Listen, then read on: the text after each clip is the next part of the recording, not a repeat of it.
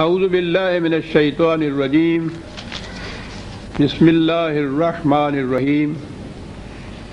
عزیزان من، آج مارچ 1982 کی 5 تاریخ ہے اور درس قرآن کریم کا آغاز سورہ الفتح یعنی 48ویں سورت سے شروع ہونا ہے۔ جس قسم کا موسم ہے آپ احباب کے تو سامنے ہے، لیکن جو سامعین ٹیپ کے ذریعے درس سنیں گے ان کی اطلاع کے لیے عرض ہے کہ اس مرتبہ لاہور کا موسم بڑا ہی درس کے اعتبار سے ناسازگار رہا ہے۔ آج بھی رات سے بارش ہو رہی ہے، صبح سے اس وقت تک بھی مسلسل بارش ہے۔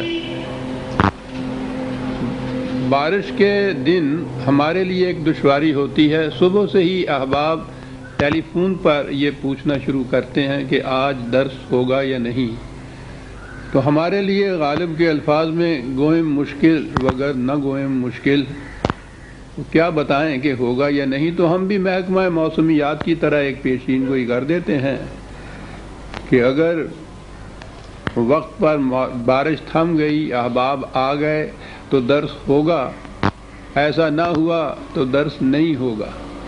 جھوٹے بھی نہ پڑیں، سچی بات بھی نہ کہیں، تو احباب آ جاتے ہیں۔ تو جیسا کہ آپ دیکھ رہے ہیں اس موسم میں تعداد کا تھوڑا ہونا تو ضروری ہے، لیکن اس کے باوجود جو احباب آتے ہیں ان کا ذوق، ان کا تجسس، ان کی ہمت وہ یقیناً ایسی ہے کہ جس کی داد دینی پڑتی ہے۔ اگر اب درس نہ کیا جائے تو انہیں گلہ رہ جاتا ہے کہ ہم تو اس قسم کے موسم میں بھی آ گئے کشاں کشاں درس کی خاطر، اور یہاں ہم مایوس رہے۔ درس ہوتا ہے تو جو اس مجبوری کی وجہ سے نہیں آ پاتے انہیں شکایت ہو جاتی ہے کہ ہمارا تو کوئی قصور نہیں تھا، ایک پورے درس سے ہم محروم رہ گئے۔ اور پھر چونکہ ہمارے درس کی کڑیاں آگے بھی ملتی ہیں، اس لیے آگے جا کے بھی جب اس کا کوئی حوالہ دیا جاتا ہے تو انہیں اپنا یہ جو خلا ہوتا ہے، یہ جو مس کر جاتے ہیں درس کو، ہر بار کھٹکتا رہتا ہے، تو بڑی دشواری ہوتی ہے ہمارے لیے۔ بہرحال آپ احباب کی تشریف آوری کا تقاضا ہے کہ آپ کو تو درس سے محروم نہ کیا جائے، اور ٹیپ پہ ہو رہا ہے اس لیے باہر والوں کو تو فرق نہیں پڑتا۔ جو احباب نہیں آئے ان میں سے کچھ چاہیں گے تو انہیں ہم ٹیپ سنا دیں گے، اب کیا کیا جا سکتا ہے۔ درس کا آغاز جیسا میں نے عرض کیا ہے سورہ الفتح سے ہے،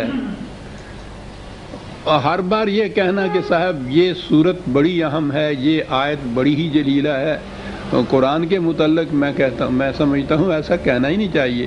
اس کا تو ایک ایک لفظ اپنے اپنے مقام پر بڑا ہی عظیم و جلیل ہے، لیکن بعض صورتیں ایسی ہیں ان میں واقعات اس قسم کے آ جاتے ہیں کہ جو دین کے مجموعی نظام پر بڑی عمدگی سے روشنی ڈالتی ہیں۔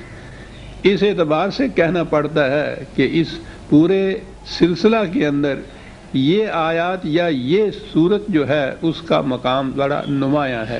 یہی کیفیت سورہ الفتح کی ہے۔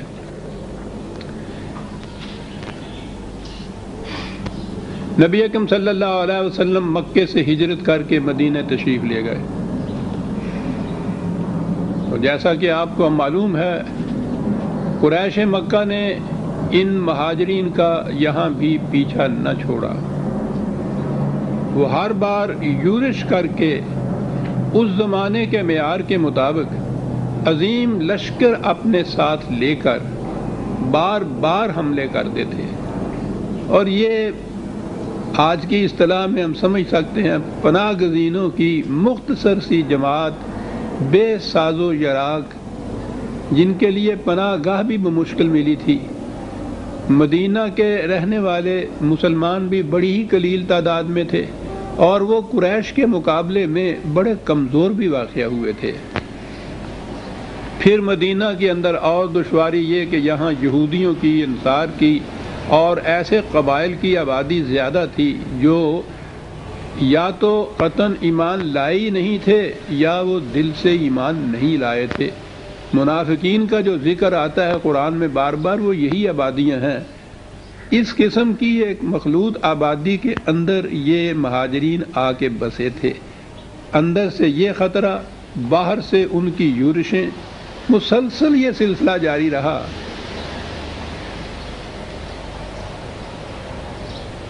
ان یورشوں پر کامیابی حاصل کرنے کے بعد جو داخلی امور تھے ان کو بھی سنوارنے کے بعد، گرفت میں لینے کے بعد، یہ نبی اکرم صلی اللہ علیہ وسلم کا کچھ کمتر درجے کا معجزہ نہیں ہے کہ مدینے میں ایک اسلامی مملکت قائم کر دی حضور نے. محمد الرسول اللہ والذین معہ قرآن کریم نے کہا ہے کہ حضور اور آپ کے رفقاء جو تھے ان کا یہ کارنامہ معجزانہ تھا کہ انہوں نے ان حالات میں ایک مملکت قائم کر لی. اس میں ایک اور بات بھی خصوصیت کی ہے کہ عربوں کے ہاں مملکت اور حکومت کا تصور ہی نہیں تھا. یہ قبائلی زندگی بسر کرتے تھے. یوں سمجھیے جیسے پنچایت کی سی زندگی ہوتی ہے، جہاں ہمارے ہاں کے گاؤں کی زندگی جیسے پنچایت کی سی ہوتی ہو. وہ گاؤں تو پھر بھی ایک بڑی حکومت کے تابع ہوتے تھے، وہاں کوئی حکومت ہی نہیں ہوتی تھی سرے سے، نہ مملکت نہ حکومت. ان حالات میں ان عربوں میں ایک باقاعدہ مملکت قائم کرنا، ایک نظام قائم کرنا، ایک حکومت قائم کرنا، پھر وہ حکومت بھی ایسی کہ جس کی نظیر نہ اس سے پہلے تاریخ میں کہیں ملتی تھی اور نہ ہی اس زمانے میں جو ہم عصر اقوام تھیں جن کے ہاں مملکتیں بھی تھیں اور حکومتیں بھی تھیں، وہاں بھی یہ نظام نہیں ملتا تھا جو نظام یہاں قائم کیا گیا. یعنی ایک خدا کی محکومیت اور کسی انسان کی حکومت نہیں. آج بھی دنیا حالانکہ اتنی آگے جا چکی ہے سیاست میں، معاشرت میں، معاشیات میں، یہ تصور بہت کم اقوام کے ذہن میں آتا ہے کہ یہ کس انداز کی حکومت ہے کہ جس میں کوئی انسان حاکم ہی نہیں، نہ ایک فرد، نہ افراد کا گروہ، نہ کوئی پارلیمان، ان میں سے کوئی بھی حاکم نہیں ہے. حکومت خدا کی ہے اور خدا وہ ہے جو کبھی کسی کے سامنے نہیں آتا. اس کی حکومت کس طرح سے؟ ایک ضابطۂ قوانین جو اس نے نازل کیا ہے، یہ حکومت در حقیقت اس کتاب کی حکمرانی تھی. کتاب کی حکمرانی، اسے آپ ضابطۂ قوانین ہی کہہ لیجئے آج کی اصطلاح میں، جس میں ان کسی انسان کی حکومت کا دخل نہ ہو. ساری دنیا میں سیکولرزم کی حکومت چلی آ رہی ہے، خواہ وہ مسلمانوں کی اقوام ہوں یا غیر مسلموں کی. سوال ہی نہیں کہ انسان کا دخل نہ ہو اور حکومت قائم ہو جائے، خواہ وہ آئینی حکومت بھی کیوں نہ ہو، قوانین سازی بھی کیوں نہ ہو. قوانین سازی وہ تو انسان قانون بناتے ہیں. اگر حیات نافذہ جو ہے، جو نافذ کرنے والی ایگزیکٹو اتھارٹی ہے، اس کو قانون سازی میں دخل نہ بھی ہو تو قانون تو پھر بھی انسانوں کا ہی بنایا ہوا ہوتا ہے. یہ ایک بنایا ہوا ضابطۂ قوانین ازلی ابدی، جس میں ان انسانوں کو کسی قسم کی تبدیلی کا بھی اختیار حاصل نہیں ہے، اسے نافذ کرنا بطور حکومت کے ضابطے اور قانون کے. حتیٰ کہ خود نبی اکرم صلی اللہ علیہ وسلم کے متعلق بھی قرآن میں ہے کہ نبی کو بھی اس کا حق حاصل نہیں ہے کہ کسی انسان کو اپنا محکوم بنائے. وہ خود بھی اس کتاب کا محکوم ہوگا اور دوسروں کو بھی اسی کتاب کا محکوم بنائے گا.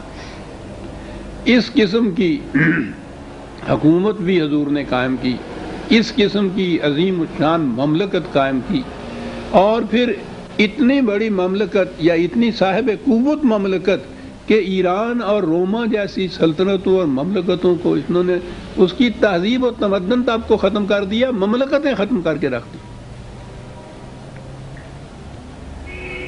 عظیم کارنامے ہیں. اور قرآن نے جیسا کہا ہے یہ سب ایمان اور اعمال صالحہ کی بنا پر، شمشیر کے زور پہ نہیں. حسن اخلاق کے زور پر، کتاب کی اطاعت کے زور پر بہرحال مملکت قائم کی۔ میں کہہ یہ رہا تھا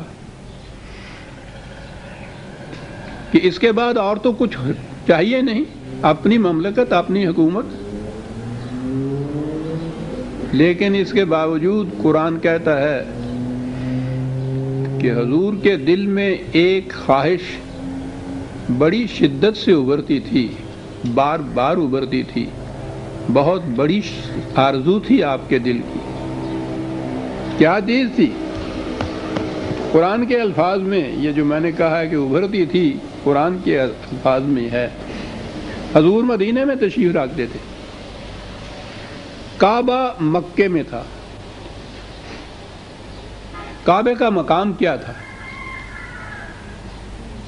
یوں تو ایک مختصر سی چار دیواری کا ایک کوٹھا ہے جسے کہتے ہیں، وہ کوئی عالیشان محل بھی نہیں ہے، کوئی بڑا مکان بھی نہیں ہے، کوئی خوبصورت عمارت بھی نہیں ہے، لیکن وہ سمبل ہے، ایک وہ علامت ہے، ایک اسے خدا نے اپنا گھر کہا ہے، اسے اپنی حکومت کا مرکز قرار دیا ہے۔ یاد رکھیے کیپٹل سٹی جسے آپ کہتے ہیں، دارالخلافہ، وہ اور ہو سکتا ہے، لیکن ایک نظام کا مرکز جسے قرآن نے کہا ہے وہ مانوی مرکز ہے جسے کعبہ قرآن دیا۔ اِنَّ أَوَّلَ بَيْتٍ وُضِعَ لِلنَّاسِ، تمام نوع انسانی کو کے مرکز بننے کے لیے ایک مقام جو ہم نے تجویز کیا، وہاں ابراہیم و اسماعیل نے مکان ایک بنایا، اور دنیا میں وہ خدا کے سب کچھ جس کا ہے، ساری کائنات اس کی تخلیق کردہ ہے، اور اس کے باوجود خود لامکان بھی ہے۔ اس نے اس کے باوجود اس مکان کو، اس کوٹھے کو، میں بار بار کہہ رہا ہوں، وہ ہے ہی ایسا ایک کوٹھا سا ہی، اسے بیتی کہا ہے، میرا گھر۔ یعنی یہ انفرادیت ہے اس مقام کی کہ خدا جس کا سب کچھ ہے کائنات میں، خالق بھی ہے، مالک بھی ہے، حاکم بھی ہے، وہ اس نہایت سادہ سے کوٹھے کو میرا گھر کہتا ہے، اور کہتا یہ ہے کہ وہ میرا میں نے اس لیے کہا ہے۔ جس چیز کو بھی یاد رکھیے خدا نے میری کہا ہے خاص طور پہ، اس کے معنی ہے کہ اس پر کسی انسان کی ملکیت نہیں ثابت ہو سکتی۔ اس نے ارض یا زمین کو کہا ہے کہ یہ میری ہے یا اللہ کی ہے، تو اس کے معنی یہ ہے کہ کوئی انسان اس کا مالک نہیں بن سکتا۔ تو اس مقام کے متعلق کہا بیتی، میرا مقام ہے۔ یہ بڑی اہمیت کاہے کے لیے ہے؟ وُضِعَ لِلنَّاسِ، یہ کسی خاص فرد کا، اس کے خاندان کا، اس کے قبیلے کا، اس کی قوم کا مقام نہیں ہے، پوری نوع انسانی کے لیے ہم نے اس کو تجویز کیا ہے۔ قرآن کریم کی تعلیم کا منتہا، یاد رکھیے عزیزان من، یہ ہے کہ وہ کان الناس امۃ واحدۃ، وہ تمام نوع انسانی کو ایک عالمگیر امت یا قوم یا ملت بنانا چاہتا ہے۔ یہ اقوام کے اور یہ قبائل کی جتنی تفریقات ہیں وہ سب کو مٹا کر صرف انسانیت کے بیسس کے اوپر ایک عالمگیر برادری متشکل کرنا چاہتا ہے انسانوں کی، اور اس عالمگیر برادری کا ایک مرکز اس نے تجویز کیا ہے جسے کعبہ کہا جاتا ہے۔ یہ ہے کعبے کا مقام۔ یہ اس کی اہمیت آج کی اصطلاح میں یوں سمجھ میں آئے گی کہ جب ہم مثلاً کہتے ہیں کہ یہ ماسکو نواز ہے یا اس کا تعلق ماسکو سے ہے، اس کے معنی ایک شہر کے نہیں ہوتا جس کو ہم ماسکو کہتے ہیں۔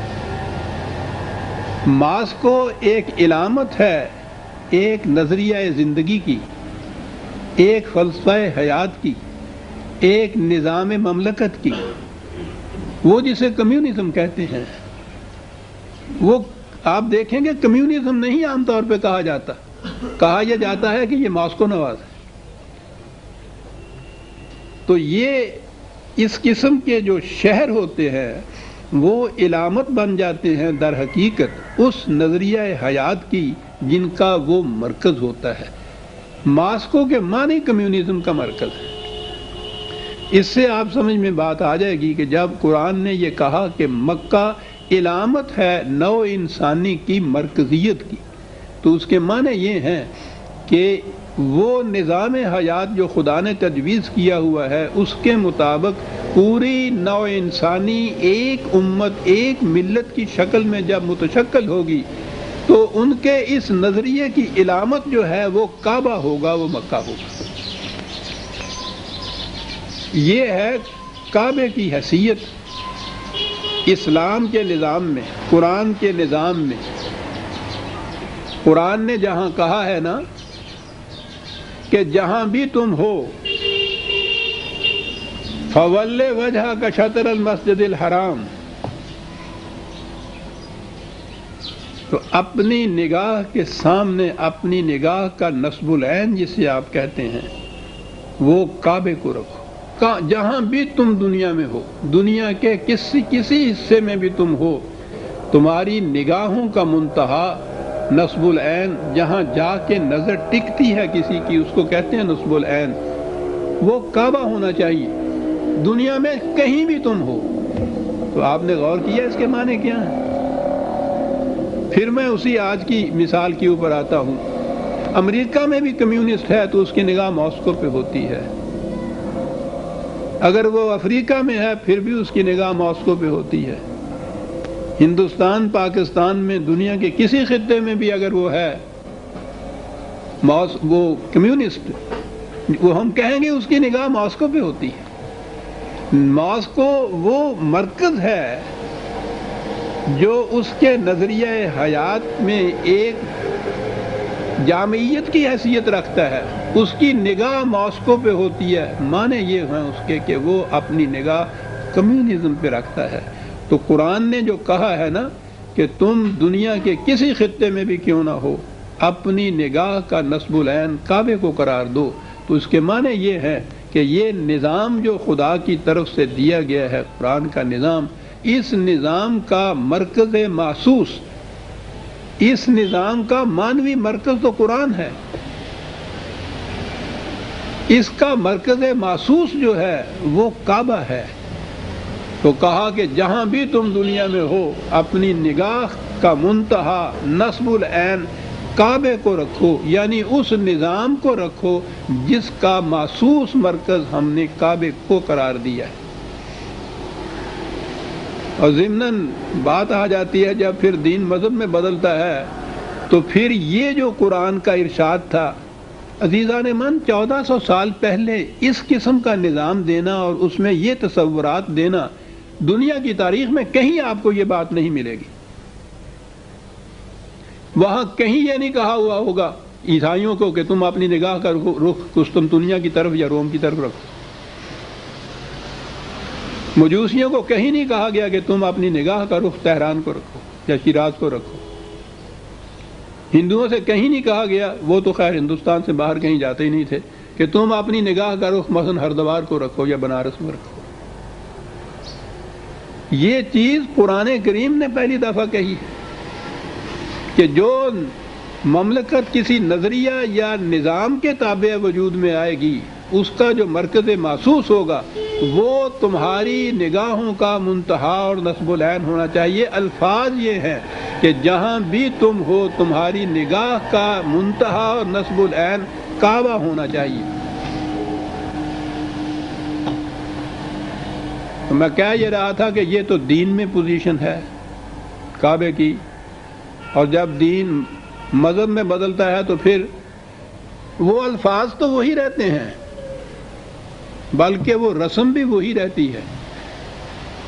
نماز کی نیت میں آپ کو یاد ہے نا ہمیں کہنا پڑتا ہے نا منہ طرف قبلہ شریف کے، بس اب وہ قبلہ شریف کا صرف یہ مقصد رہ گیا ہمارے لیے کہ نماز کے لیے کھڑے ہوں تو وہ جو ہے نا 4 رکعت نماز فرض اور نماز وقت ظہر کا اور پیچھے اس امام کے منہ طرف قبلہ شریف کے اللہ اکبر، رسمی طور پر یہ الفاظ ہم بول دیتے ہیں۔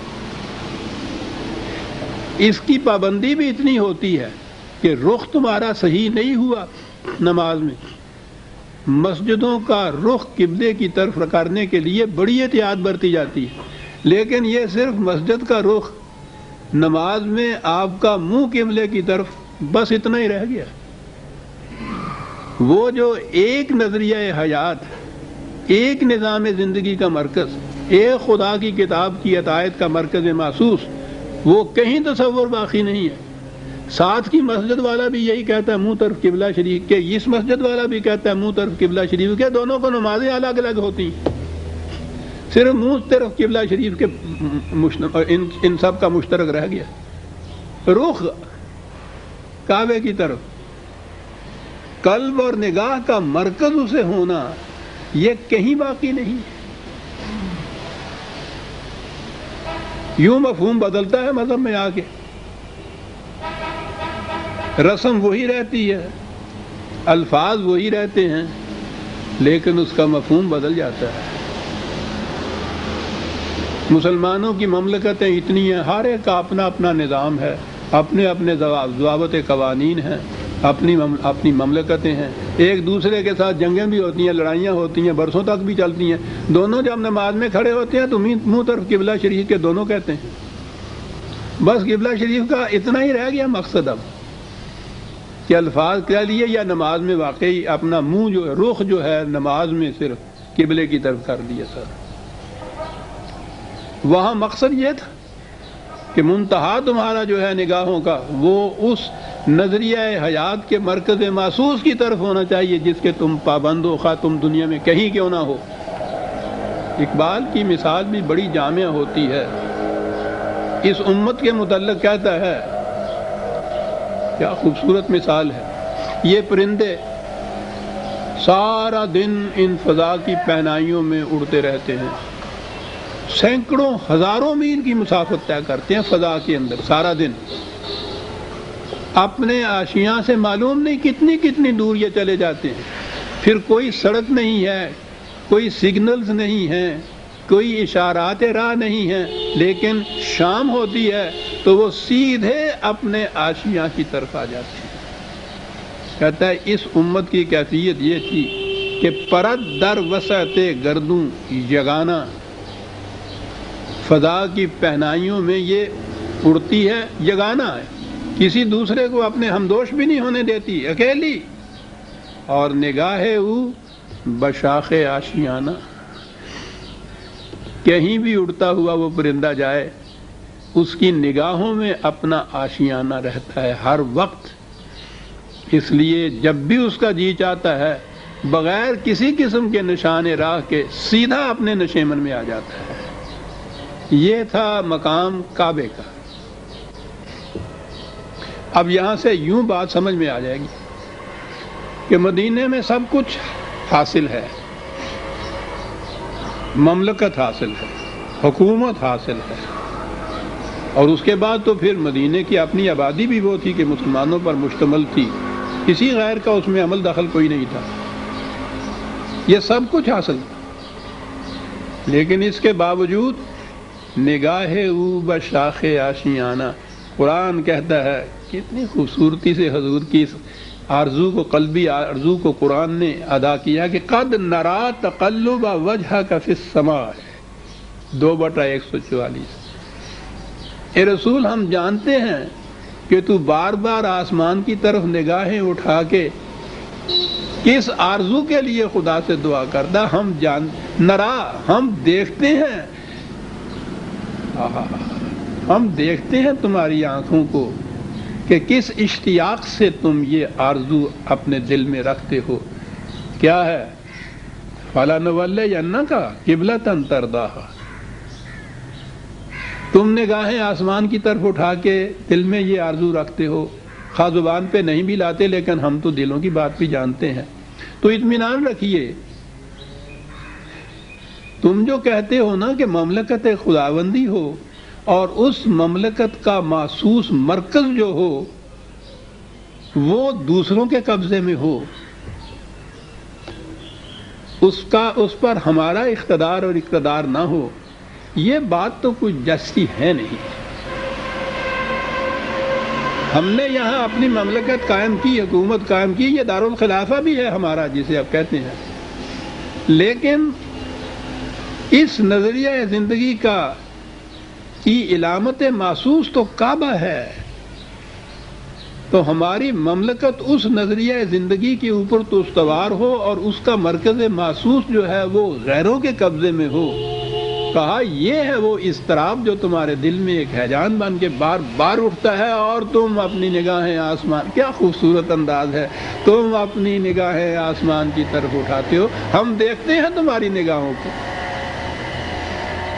کہ کس قدر اشتیاق بھری نگاہیں ہیں یہ۔ تو کوئی بات نہیں، تو یہاں سے یہ کہا کہ ہم وعدہ کرتے ہیں کہ اس پر اقتدار تمہارا ہی ہوگا۔ یہ چیز مدینے کی زندگی میں کہی جا رہی ہے، وقت گزرتا چلا جا رہا ہے۔ یہی وہ آیت ہے جس میں نے عرض کیا تھا، فَوَلِّ وَجْهَكَ شَطْرَ الْمَسْجِدِ الْحَرَامِ، اس دوران میں بھی تم یہی کرو کہ اگرچہ وہ کعبہ تمہاری تولیت میں نہیں ہے، لیکن تم اپنی نگاہوں کا رخ اسی طرف رکھو کہ وہی ہونا ہے، اور یہ ہے وہ اگلا فکرہ، وَحَيْثُ مَا كُنتُمْ فَوَلُّوا وُجُوهَكُمْ شَطْرَهُ، دنیا کے کسی گوشے میں بھی تم کیوں نہ ہو، اپنی نگاہوں کا رخ اسی سمت کو رکھو۔ یہ ہے توحید عزیزان من، محسوس توحید یہ ہے، حکومت صرف ایک خدا کی کتاب کی، مملکت کا قیام اسی نظریہ کے اوپر، اور اس کا مرکز محسوس کعبہ، ہر فرد جتنے بھی ہیں تمہارے ہاں خدا پر اور قرآن پر ایمان رکھنے والے، ان کی نگاہوں کا منتہا یہ کعبہ ہو، کہیں بھی دنیا کے کسی گوشے میں تم کیوں نہ ہو، اپنی نگاہوں کا رخ وہی رکھو، تم منتہا اور نصب العین وہی ہونا چاہیے۔ تو اب کعبے کی اہمیت ذہن میں آ گئی ہمارے، کیوں بار بار حضور کی نگاہوں کا رخ آسمان کی طرف اٹھتا تھا، اس آرزو کو قلب میں لیے ہوئے کہ کعبے پہ تولیت تو ہماری ہی ہونی چاہیے، اور خدا اس کا وعدہ کرتا ہے کہ یہ ہوگا، ہم کر دیں گے۔ یہ جو میں نے عرض کیا نا کہ اب سورہ فتح جو ہے اس اعتبار سے بڑی عظیم ہے، اس میں یہ بات آئی ہے۔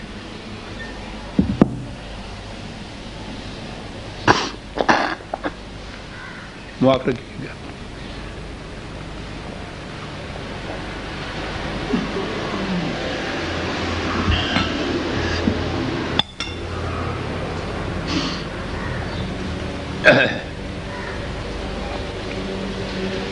ہجرت کے 6 برس گزر گئے، ابھی مسلمانوں پر حج فرض نہیں ہوا تھا۔ حج تو سن 9 ہجری میں فرض ہوا ہے پہلی دفعہ، لیکن عرب مسلمان تو خیر بات کی بات ہے، مشرک عرب بھی صرف عرب ہونے کی حیثیت سے وہ بھی کعبے کو اپنا مرکز مانتے تھے اور وہ حج کیا کرتے تھے۔ یہ اصل میں ملت ابراہیمی کے اتباع میں یہ کیا کرتے تھے۔ حضرت ابراہیم علیہ السلام نے اپنے بیٹے حضرت اسماعیل علیہ السلام کو یہاں بسایا تھا۔ یہ حجاز کے یا کعبے کے گرد کے مسلمان، یہ قریش وغیرہ جو تھے، یہ انہی کی نسل میں تھے، کعبہ انہی کا تعمیر کرتا تھا۔ یہ اپنی اس زندگی میں بھی، قبل از اسلام کی زندگی میں بھی، یہ کعبے کو مرکزی اپنی زندگی کا مانتے تھے۔ کعبے کی بڑی اہمیت تھی ان کی نگاہوں میں، اور یہ کعبے کے متولی ہونے کی جہت سے قریش کی بڑی اہمیت تھی عرب کے دیگر قبائل میں۔ تو یہ حج بھی کیا کرتے تھے، عمرہ بھی کیا کرتے تھے، اور حج کے ایام میں تقریباً 1 مہینے تک یہاں میلے لگا کرتے تھے۔ لیکن وہ حج یہ نہیں تھا جو قرآن نے تجویز کیا ہے کہ یہاں پہنچ کے تم خدا کے احکام پہ قربان ہو جانے کے اپنے وعدے کی تجدید کیا کرو۔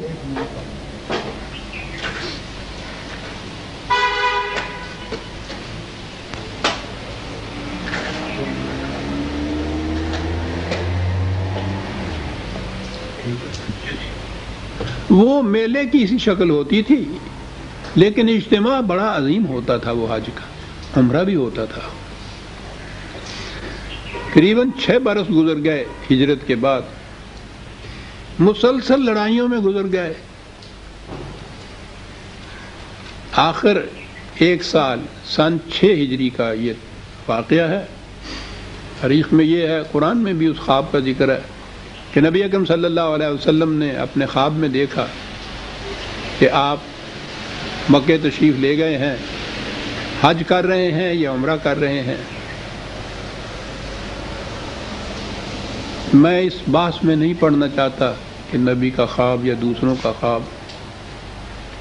نفسیاتی طور پر سائیکولوجیکلی شدت آرزو جو انسان کے نفس غیر شعوریہ کے اندر جاگزی ہو جاتی ہے، اور رات کو جب شعور جو ہے وہ معطل ہوتا ہے تو وہ جو آرزویں ہوتی ہیں وہ ابھر کر خواب کی شکل میں انسان میں آ جاتی ہیں. یہ عام خواب کا فلسفہ ہے جو سائیکولوجیکلی بیان کیا جا رہا ہے. کوئی بھی وجہ ہو، میں نے کہا نا کہ میں اس بات میں نہیں پڑھتا، واقعاتی بات صرف عرض کرتا ہوں کہ آپ نے خواب میں دیکھا کہ آپ حج کر رہے ہیں. یہ ذی قعدہ کا مہینہ تھا، اگلا مہینہ ذی الحجہ ہوتا ہے نا اس کے بعد کا. آپ نے ارادہ کیا کہ اس سال عمرے کے لیے ہم چلتے ہیں، یعنی حج کے لیے بھی نہیں بلکہ اس سے پہلے عمرے کے لیے. آپ نے اس آرزو کا اظہار فرمایا یا اپنے ارادے کا اظہار فرمایا تو ظاہر ہے کہ یہ جانساران حضور جو تھے ان کے دل میں بھی تو حج یا کعبے کا یا مکے میں جانے کی آرزویں ایسی ہی تھیں، خواہ اتنی شدید نہ بھی ہوں لیکن بہرحال ان کے دل میں بھی تھیں. اور پھر یہ کہ جب حضور نے اس ارادے کا اظہار فرمایا تو یہ صحابہ کی جماعت از خود ساتھ تیار ہو گئی. تقریباً 1400 کی تعداد تھی. تاریخ بتاتی ہے اس زمانے میں یہ بہت بڑی تعداد ہوتی تھی. اور سفر بھی تو آپ دیکھیے نا، مدینے سے مکے کا سفر جو ہے اس زمانے کا سفر کتنا شدید ہوتا تھا. تو بہرحال 1400 کی جماعت تھی حضور کے ساتھ. عمرے کے ارادے سے آپ تشریف لائے. مکے سے پہلے ایک منزل پہلے یعنی کچھ میل پہلے ہی ایک مقام تھا، حدیبیہ اسے کہتے ہیں. وہ وہاں عام طور پہ بستی وہاں ہوتی تھی جہاں کوئی چشمہ ہو پانی کا، وہیں نخلستان ہوتا تھا، وہیں کوئی تھوڑے سے جھنڈ کھجوروں کے درخت کے ہوتے تھے، اور وہیں ایک چھوٹی سی ایک بستی بس جاتی تھی.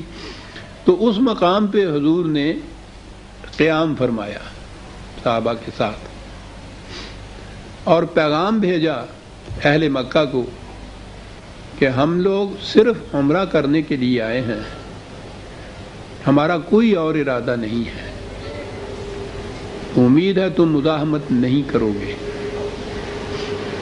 عربوں کے ہاں یہ عام اجازت تھی قبائل کو کہ حج اور عمرہ کے زمانے میں وہ بلا کسی قسم کی رکاوٹ پہ مکے آ سکتے تھے، حج کر سکتے تھے یا عمرہ کر سکتے تھے، واپس جا سکتے تھے. اس میں سے کسی قسم کی اجازت کی بھی ضرورت نہیں تھی، نہ کبھی کوئی مزاحمت ہوتی تھی.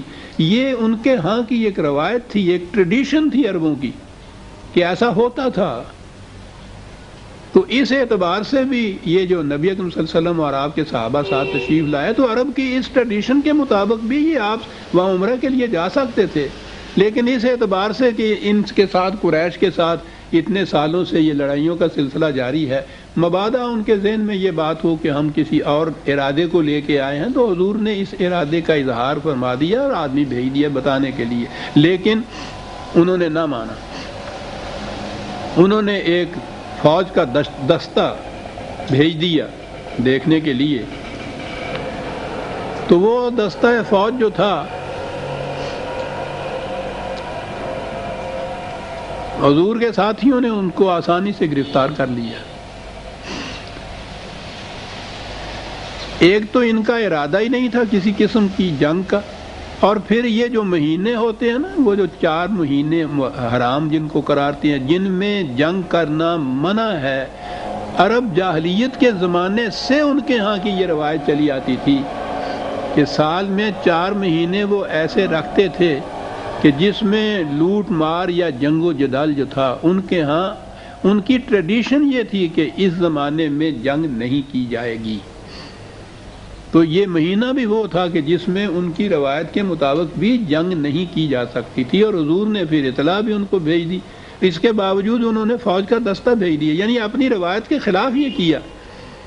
لیکن انہوں نے جو ان کو گرفتار کیا ہے تو گرفتار کرنے کے بعد یہ کہہ کے چھوڑ دیا کہ نہ ہمارا ارادہ جنگ کا تھا اور نہ ہی وہ مہینہ ہے کہ جس میں جنگ کی جا سکتی ہے، اس لیے ہم تمہیں چھوڑتے ہیں۔ چھوڑ دیا، وہ واپس چلے گئے۔ آپ نے حضرت عثمان رضی اللہ تعالیٰ عنہ کو بھیجا کہ آپ جا کر مکے والوں سے بات کرائیے کہ تمہیں پھر غلط فہمی شاید پیدا ہوئی جو تم نے ایک دستہ بھیج دیا ہے فوج کا، ہمارا ارادہ یہ نہیں ہے،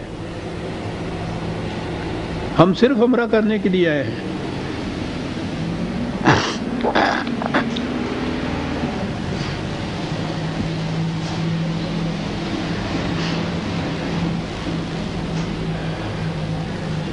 حضرت عثمان تشریف لے گئے تو یہ خبر مشہور ہو گئی کہ قریش نے آپ کو گرفتار کر کے نظر بند کر لیا ہے۔ اب اس کے معنی تھے ان کی طرف سے اعلان جنگ۔ یہ وہ مقام تھا جہاں اس صورت میں وہ آتا ہے کہ نبی اکرم صلی اللہ علیہ وسلم نے صحابہ سے کہا کہ یہ تو ٹھیک ہے کہ اسلام لاتے وقت تم ایک معاہدہ کرتے ہو اپنے خدا سے، ان اللہ اشتری من المؤمنین انفسهم واموالهم بان لهم الجنہ، سورہ توبہ میں ہے۔ میں ریفرنس لکھا دوں جو لکھتے ہیں، 9 غالباً 112 ہے۔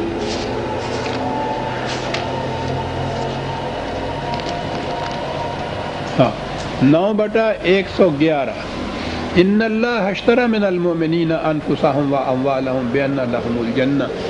یہ جسے ہم کہتے ہیں نا فلاں شخص مسلمان ہو گیا، ہم تو خیر مسلمان ہوئے ہی نہیں ہیں، مسلمان کے گھر میں پیدا ہو گئے، تو وہ مسلمان ہونے کے لیے صرف کلمہ پڑھنا ہی نہیں ہے کافی، یہ ایک عہد معاہدہ کیا جاتا ہے، یہ ایک ایگریمنٹ ہے، ایک عہد ہے،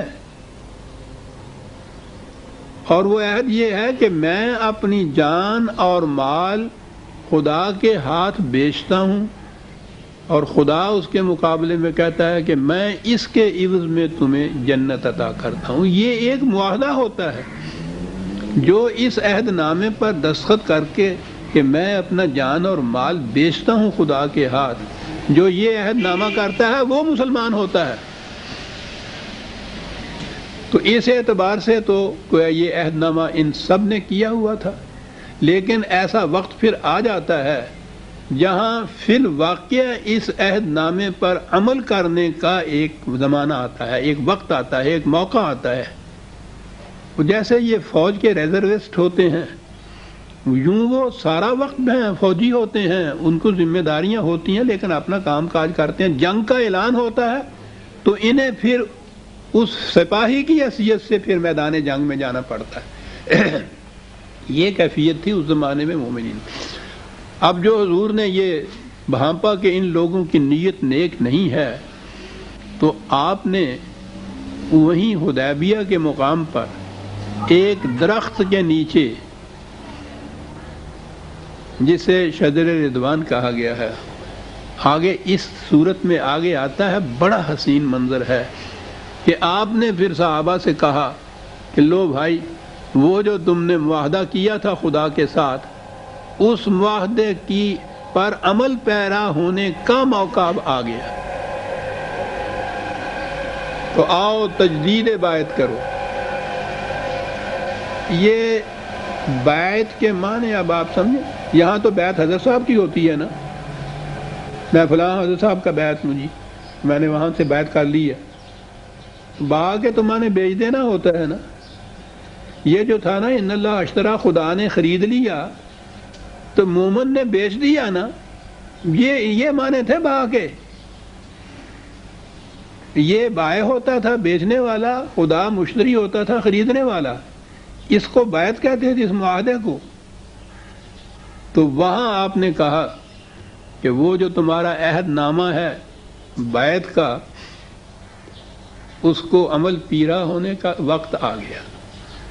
اور میں سمجھتا ہوں کہ اس وقت تک جتنی جنگیں ہوئی ہیں قریش سے، یہ جنگ جو ہے شاید یہ قول فیصل ہو، کیونکہ ہم ان مکے کے قریب آ پہنچے ہوئے ہیں، اور یہ تو اپنے گھر کے اندر ہیں، یہ تو مدینے میں جا جا کے ہمارے اوپر حملے کیا کرتے تھے، اور اب تو ہم ان کی گرفت میں ہیں۔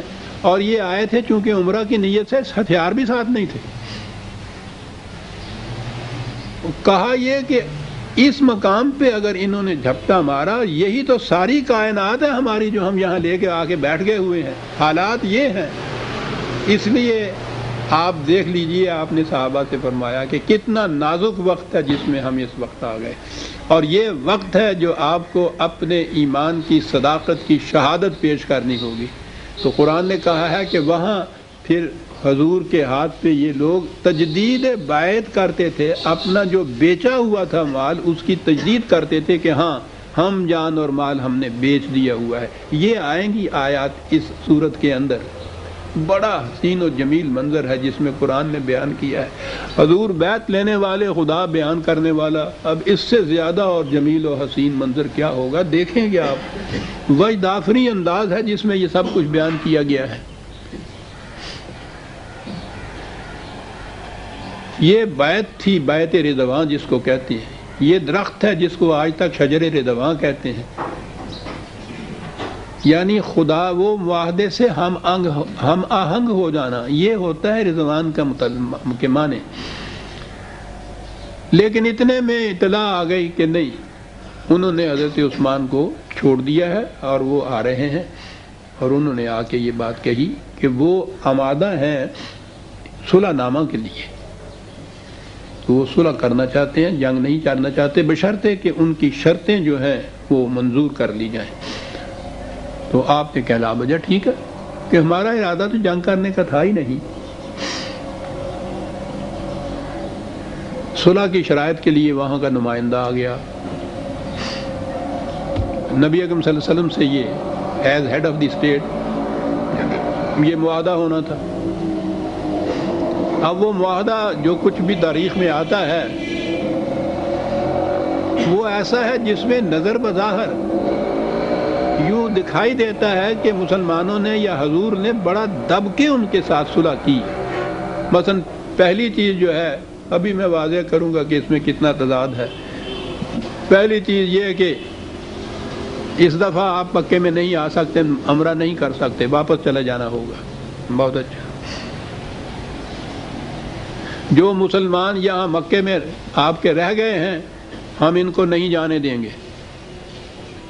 بہت اچھا، اس کے بعد بھی اگر کوئی لوگ وہاں مسلمان کسی طرح سے بھی مکے میں کوئی آ گیا تو ہم اس کو روک رکھیں گے۔ بہت اچھا،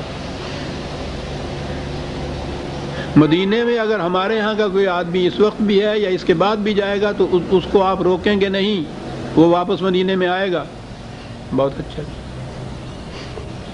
یہ ہے وہ شرائط جو عام طور پہ تاریخ میں ملتی ہیں، ان شرائط پہ یہ صلح کی گئی تھی۔ تو نظر آ رہا ہے جیسے عام حالات میں ایک دب کے صلح کی گئی ہو جیسے۔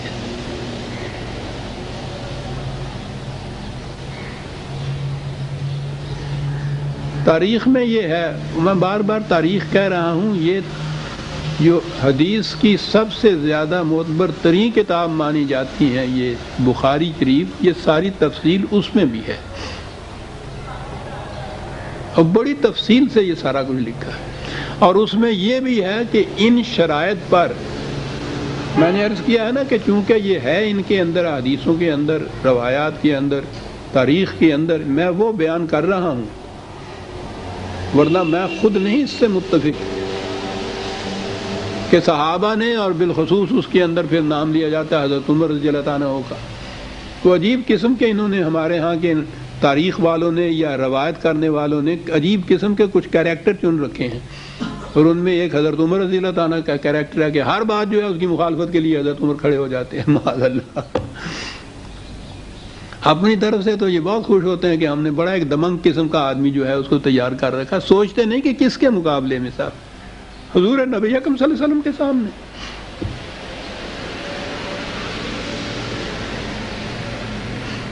کہ جی انہوں نے بڑا اعتراض کیا کہ یہ تو بالکل دب کر صلح کرنے کی بات ہے، ہم جانے دے دیں گے، ہم یہ شرائط نہیں مانیں گے.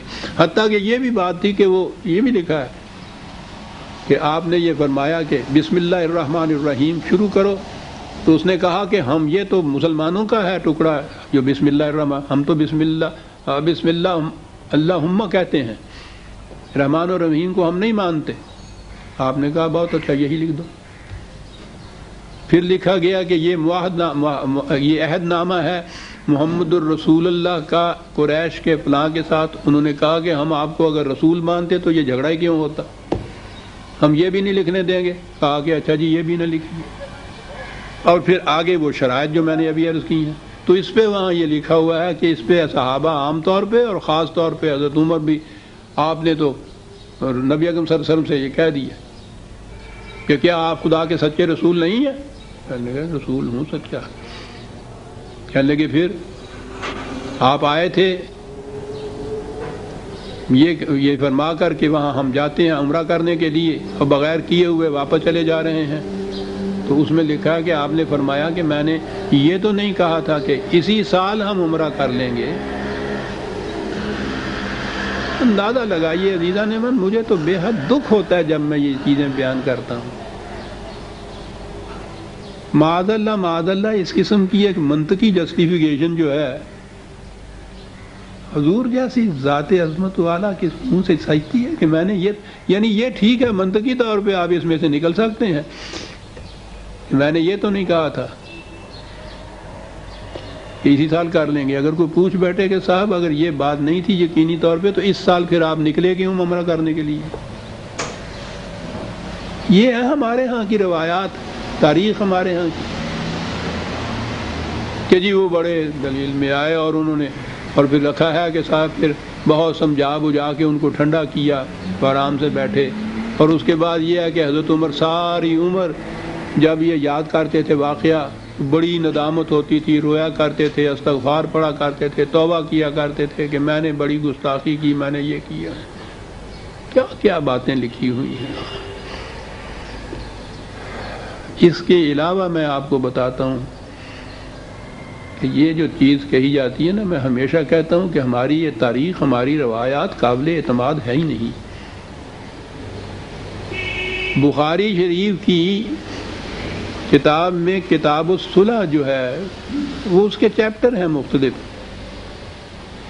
کتاب الصلح کے اندر یہ واقعہ درج ہے اور اس کے ساتھ ہی مسلسل یہ واقعہ آگے ہے، لیکن اس میں کتاب الشرائط وہ ہے، یعنی اگلا چیپٹر ہے وہ مسلسل واقعہ یہی. اس کو ذہن میں رکھیے گا جو میں ابھی کہنے لگا ہوں. یہ جو کتاب الصلح ہے یہ بخاری شریف ہر جگہ موجود ہے، ہر جگہ پڑھائی جاتی ہے. کتاب الصلح میں یہ واقعہ جو درج ہے اس میں یہ لکھا ہوا ہے کہ معاہدہ اس پہ ہوا تھا کہ رسول اللہ صلی اللہ علیہ وسلم اور صحابہ اسی سال اسی وقت معاہدے کے بعد آئیں گے مکے میں اور آج معاہدہ کر لیں گے، عمرہ کر لیں گے. اور پھر اس معاہدے کے بعد آپ اور صحابہ مکے میں تشریف لے گئے، عمرہ کیا، 3 دن مکے میں رہے. اور تیسرے دن قریش نے یہ کہا کہ بھائی وہ وقت ہو گیا آپ کا معاہدے کی روح سے پورا، واپس چلے جائیے. اور تیسرے دن آپ واپس آئے، یعنی اسی معاہدے کے لیے اسی سال اسی وقت وہیں سے عمرہ کر کے گئے. جس سے یہ تاثر تو دے دیا کہ وہ دب کے صلح نہیں ہوئی تھی، بلکہ یہ جو عمرہ کرنے کا مقصد تھا وہ تو حاصل ہو گیا تھا. اور پھر یہ چیز کہ رسول اللہ نے جو آپ آئے تھے عمرہ کرنے کے لیے اور آپ نے کہا تھا میں نے خواب میں دیکھا ہے، تو وہ جواب بھی صحیح نہیں ہے. عمرہ تو کیا تھا آپ نے. یہ کتاب الصلح میں بخاری شریف میں لکھا ہوا ہے. اور اگلی سطر میں جب شروع ہوتا ہے تو وہ صرف ہیڈنگ چیپٹر کا کتاب الشروط ہے، واقعہ آگے چلتا ہے. اور اس میں لکھا ہوا ہے کہ انہوں نے عمرہ نہیں کرنے دیا. آپ نے معاہدے میں لکھ دیا کہ اس سال نہیں، اس میں لکھا ہوا تھا کہ اگلے سال ہم آئیں گے تو پھر ایسا کریں گے. اور بغیر عمرہ کیے ہوئے آپ واپس آ گئے.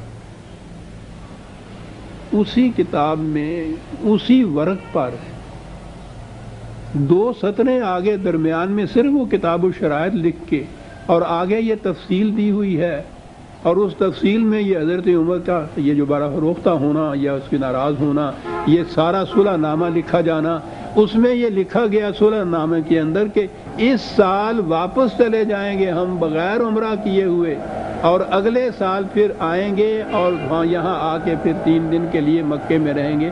یہ سارا معاہدہ لکھا ہوا ہے اس بخاری کے باب الشرائط میں۔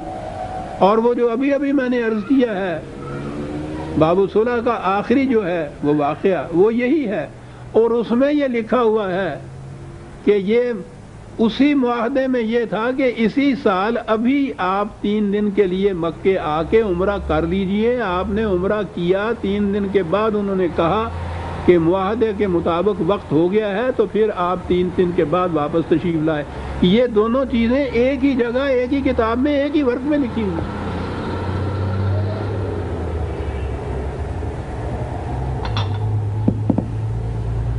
معاف رکھیے گا۔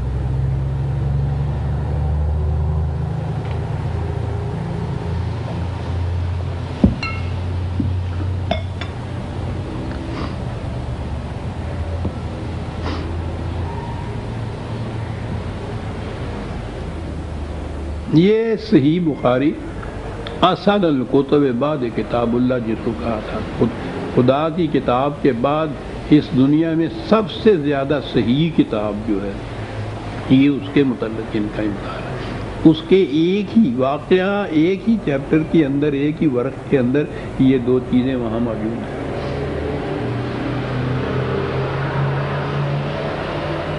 اب یہ چیز اس تاریخ پہ مدار رکھ کر آپ سوچ لیجئے کہ کس نتیجے پہ آدمی پہنچتا ہے۔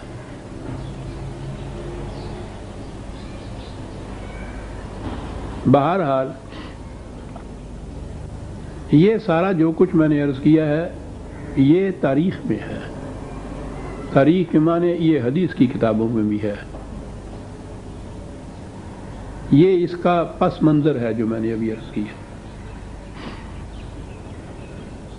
حدیبیہ میں معاہدہ بہرحال کوئی ہوا ہے، ٹھیک ہے۔ بیعت رضوان بھی اس آیت اسی صورت میں آتی ہے۔ نظر آتا ہے کہ وقت معاملہ بڑا نازک ہو گیا تھا، لیکن جنگ کا ذکر نہیں ہے اس میں، اس لیے نظر آتا ہے کہ یہ بیعت تک تو یہ بات تھی، لیکن جنگ کی نوبت نہیں آئی تھی قریش سے۔ معاہدہ کوئی ہوا ہے۔ معاہدے میں اگر یہ بھی بات ہے جو میں نے ابھی عرض کیا ہے کہ مکے کے قریش اگر مدینے چلے جائیں گے تو ان کو زبردستی وہاں سے نکالا نہیں جائے گا، اور اگر مسلمان مکے میں آ جائیں گے تو ان کو ہم روک رکھیں گے یا ہم ان کو واپس نہیں جانے دیں گے۔ بظاہر یہ بھی شرائط ایسی ہیں جو نظر آتی ہیں کہ بڑی کمزور پارٹی کی طرف دب کر صلح کی گئی جو ہے، اس میں ہی یہ چیزیں کچھ آتی ہیں۔ لیکن اس کے باوجود میں نے دیکھا یہ ہے کہ یہ غیر مسلم مورخین بھی جو ہیں وہ بھی یہ کہتے ہیں کہ یہ شرائط بھی اگر صحیح ہیں تو اس میں بھی بالادستی نبی اکرم صلی اللہ علیہ وسلم کی یا مسلمانوں کی بالادستی ہے۔ اس سارے 6 سال کے عرصے میں ہجرت کے بعد کیفیت یہ تھی کہ کٹ آف ہو گئی تھی دونوں آبادیاں، ایک دوسرے کے ساتھ تعلقات ہی باقی نہیں رہے تھے۔ نہ مکے والوں کو معلوم تھا کہ مدینے میں مملکت قائم ہوئی ہے تو وہاں کیا نتائج برآمد ہوئے ہیں، نہ مدینے والوں کو یہ معلوم تھا کہ مکے کے اندر جو رہ رہے ہیں ان کی کیفیت کس قسم کی ہے۔ وہاں کے مکے کے رہنے والے غیر مسلم مدینے نہیں آ سکتے تھے دیکھنے کے لیے، تو انہوں نے لکھا ہے، غیر مسلموں نے یہ لکھا ہے کہ اس سے ہوا یہ، کیا بات ہے اس شہادت کی کہ مکے کے قریش غیر مسلم جب مدینے گئے تو انہوں نے جا کے جو نقشہ دیکھا وہاں کے نظام کا تو انہوں نے تو کہا کہ ہم واپس جائیں گے ہی نہیں مکے میں۔ اس کے مقابلے میں یہاں کی فضا، یہاں کا معاشرہ جو تھا، یہاں کا نظام اس قدر انسانیت ساز اور خوشگوار تھا کہ وہ وہاں سے جو ادھر آئے ہیں ان کو اجازت تھی واپس جانے کی، ان پہ رکاوٹ نہیں تھی۔ تو وہ دونوں معاشرتوں میں، دونوں فضاؤں میں جب تقابل کرتے تھے تو وہ خود واپس نہیں جانا چاہتے تھے، وہ یہیں رہ جانا چاہتے تھے۔ اب رہا یہ جو یہاں سے مسلمان مکے گئے، ان کو انہوں نے واپس مدینے نہ آنے دیا، تو یہ لوگ شرط یہی تھی کہ مدینے واپس نہیں جائیں گے، تو انہوں نے مکے سے نکل کے باہر مکے سے قریب ہی ایک جگہ ایک سینٹر بنا لیا اپنا۔ تو آپ دیکھیے کہ یہ مسلمان مدینے سے ادھر آئے ہوئے مکے والوں سے ناراض ہو کے مکے کے قریب ہی ایک سینٹر بنا لے ہیں، وہاں انہوں نے ایک مرکز بنا لیا مکے کی مخالفت کا۔ یعنی یہ دونوں چیزیں ایسی الٹی پڑی مکے والوں پہ کہ اپنا جو ادھر گیا ہے وہ واپس نہیں آ رہا، ادھر سے جو ادھر آیا ہے وہ مکے کے قریب بس گیا باہر آ کے، اور مکے کے خلاف انہوں نے یہ مخالفتوں کی مختلف قسم کی کوششیں اور سرزدیں شروع کر دی۔ تنگ آ گئے مکے والے، انہوں نے خود التجا کی تھی 2 سال کے بعد کہ وہ معاہدہ حدیبیہ جو ہے ہم اس کو برخت کرتے ہیں، اس کو توڑ دیجئے، آپ نے رضامندی سے آپس میں ایک دوسرے کو منسوخ کر دیجئے معاہدے کو۔ یہ مکے والوں نے درخواست کی تھی۔ تو بہرحال غیر مسلم مورخین بھی کہتے ہیں کہ اگر یہ شرائط بھی صحیح ہیں جو ہم دیکھ رہے ہیں تو یہ بھی ان کے حق میں جاتے ہیں، اور وہ تو کہتے ہیں کہ نبی اکرم صلی اللہ علیہ وسلم کی سیاست بالا کی بہت بڑی شہادت ہے یہ جو شرائط آپ نے مان لی ہے، اس سے تو نقشہ بدل گیا، اور نقشہ ایسا بدلا کہ یہ